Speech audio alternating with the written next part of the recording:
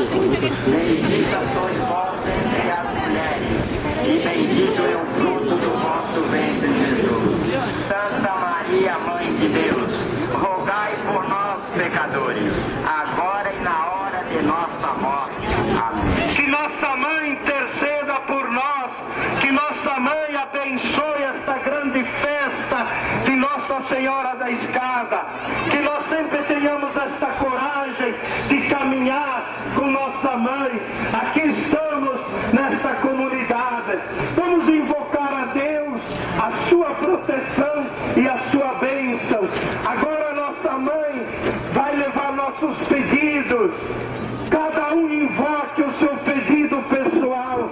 Com certeza nossa Mãe, Nossa Senhora das Graças, derrama sobre nós a sua bênção. Enquanto nós vamos cantando, vamos invocar a nossa Mãe, e esta imagem vai subindo para levar nossos pedidos à presença de cada um de nós.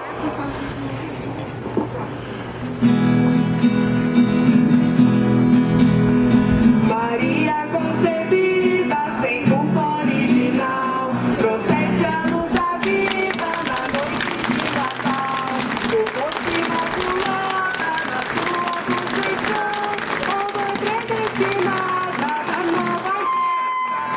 Maria de Assunção, escuta nossa voz e pede proteção a cada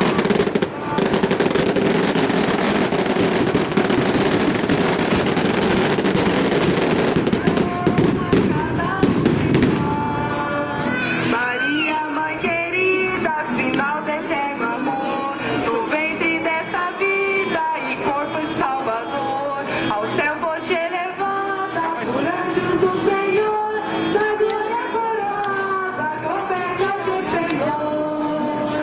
Maria de Assunção, escuta nossa voz e pede proteção.